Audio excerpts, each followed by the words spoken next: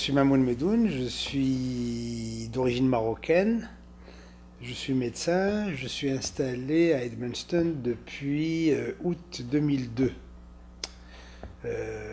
date à laquelle je suis arrivé à Edmundston, puis j'ai commencé mon travail de gynécologue obstétricien à l'hôpital d'Edmundston.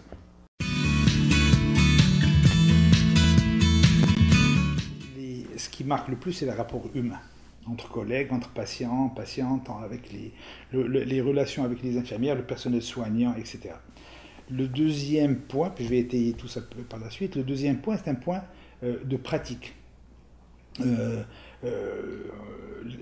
ne pratique pas toujours de la même façon, même si les résultats souvent sont les mêmes, mais on ne pratique pas toujours de la même façon, on n'a pas toujours la même façon de voir les choses, dans mon cas où j'ai fait mes études puis j'ai travaillé en France, ou en Amérique du Nord, au Canada en l'occurrence.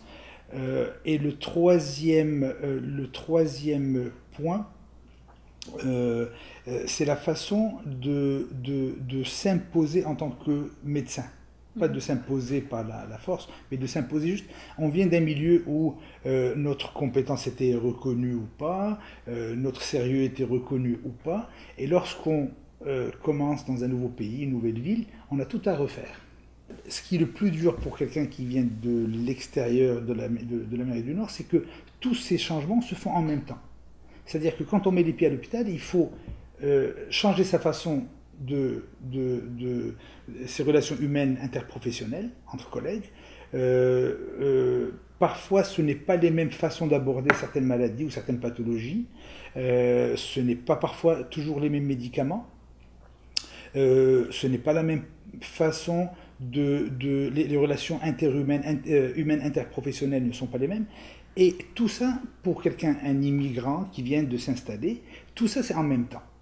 Et donc la difficulté, c'est que c'est pas un problème à la fois, c'est tous les problèmes à la fois. Que ce soit lors de réunions avec administratives ou administrativo-médicales, il y a des choses qu'on ne comprend pas, il y a des façons de faire qu'on ne comprend pas. Venir à Edmundston, puis parfois on parle à des gens qui ont de la difficulté à nous comprendre parce qu'on utilise un vocabulaire différent des leurs. Puis on voit la patiente partir, mais on voit dans ses yeux qu'il y a des choses qu'elle n'a pas compris. Puis bon, heureusement qu'il y a toujours une infirmière ou un infirmière qui va dire ben c'est pas ce qu'elle a compris ou vous n'avez pas compris ce qu'elle a vraiment voulu dire ou elle a utilisé un terme que vous n'avez pas compris vous-même.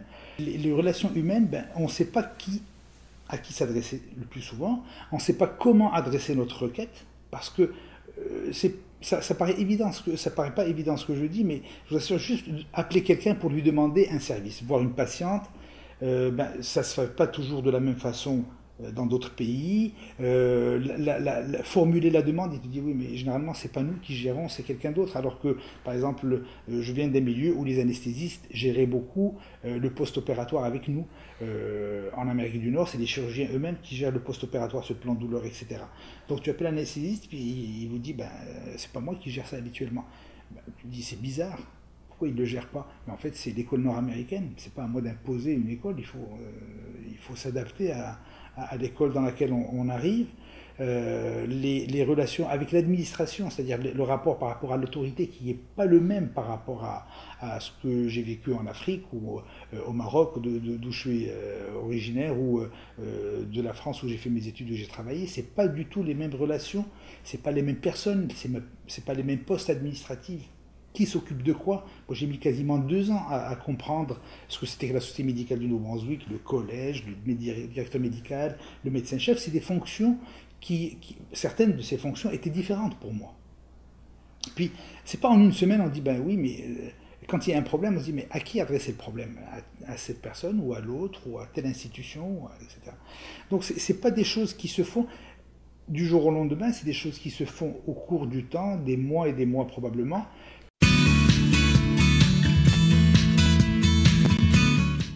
Je pense que le plus difficile parfois dans l'adaptation, dans une société dans laquelle on a choisi, hein, personne ne nous oblige, dans laquelle on a choisi de venir s'installer, c'est de laisser de côté toutes nos croyances sociales, religieuses, culinaires, politiques, ce que vous voulez, puis puis apprendre à prendre de ce que les autres peuvent donner, puis donner ce qu'on a de mieux.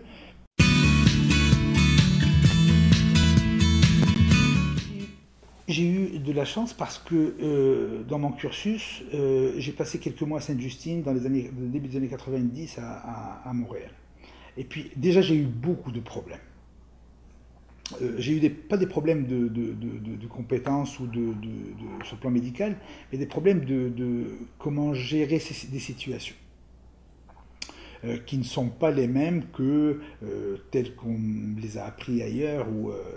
Alors, ce petit rodage, si je peux utiliser le terme, m'a été extrêmement utile ici. Déjà, c'est une adaptation professionnelle, mais pour cela, il faut avoir l'idée, il faut avoir le courage parfois de s'asseoir avec les collègues et de dire, écoute, explique-moi comment ça se passe parce que je comprends rien.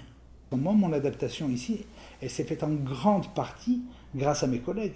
C'est le premier qui t'invite à souper, le deuxième qui t'invite à souper, on rencontre d'autres gens qui vont nous faire rencontrer d'autres gens, tu veux me faire du vélo, on va faire du vélo, est-ce que tu sais skier? Non, je ne sais pas skier, je vais t'emmener skier, puis de la raquette, etc. Donc il y a une adaptation à l'hôpital qui peut également se faire par le biais des collègues à l'extérieur de l'hôpital. Donc l'une facilite l'autre. En fait. Moi j'ai eu la chance de rencontrer des gens qui m'ont énormément aidé dans mon installation professionnelle d'abord, puis social également.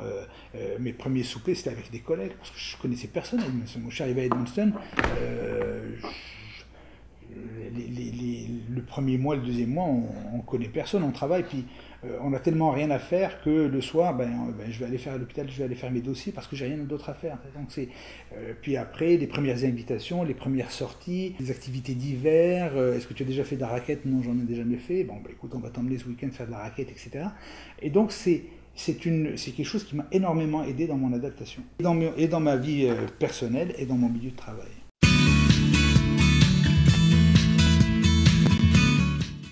Le fait de changer de société, c'est comme je ne sais pas quel adjectif je mettrais, mais comme une réincarnation sociale. Pour quelqu'un qui vient d'une autre culture, quelqu'un qui est sénégalais, marocain ou du Pakistan, il y a énormément plus de points différents que de points semblables.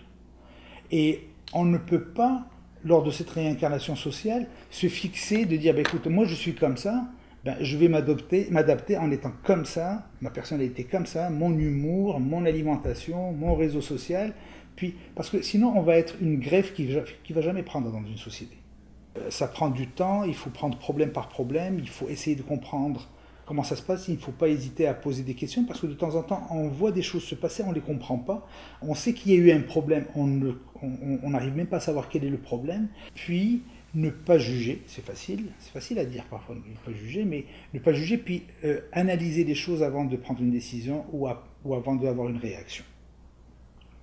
L'humour n'est pas le même, l'alimentation n'est pas la même, les relations sociales, interprofessionnelles, à l'extérieur du milieu professionnel ne sont pas les mêmes.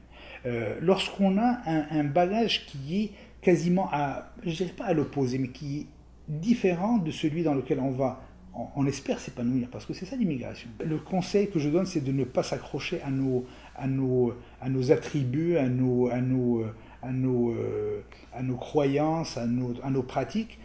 Puis peut-être qu'on peut les vivre. Je pense qu'on est dans un milieu où la religion, chacun vit la religion qu'il veut, il y a pas de. Mais ne pas. Je parle de religion, je peux parler de politique, je peux parler d'alimentation, je peux parler de vie, de tout ce qui détermine la vie sociale. Essayer de s'adapter, c'est pas toujours facile, c'est pas toujours évident, mais essayer de comprendre l'autre avant de le juger, avant de réagir. Puis poser des questions. Parfois, je ne pense pas qu'il y ait de questions idiotes, mais parfois, dites, écoute, il y a eu une réaction, qu'est-ce qui s'est passé? Ou pourquoi il rit? J'ai dit quelque chose, il rit. Pourquoi il rit? Tu vois? De temps en temps, on peut mal le prendre, alors que ça a fait rire parce qu'il y a un adjectif qu'on utilise pour autre chose ici. La personne a ri ou a mal réagi parce qu'elle a pensé que, alors que ce n'était pas du tout ce que je voulais dire. Bon. Mais l'ouverture d'esprit est la clé fondamentale, je pense. Et sans ouverture d'esprit, il n'y a pas d'intégration, pas du tout, de part et d'autre.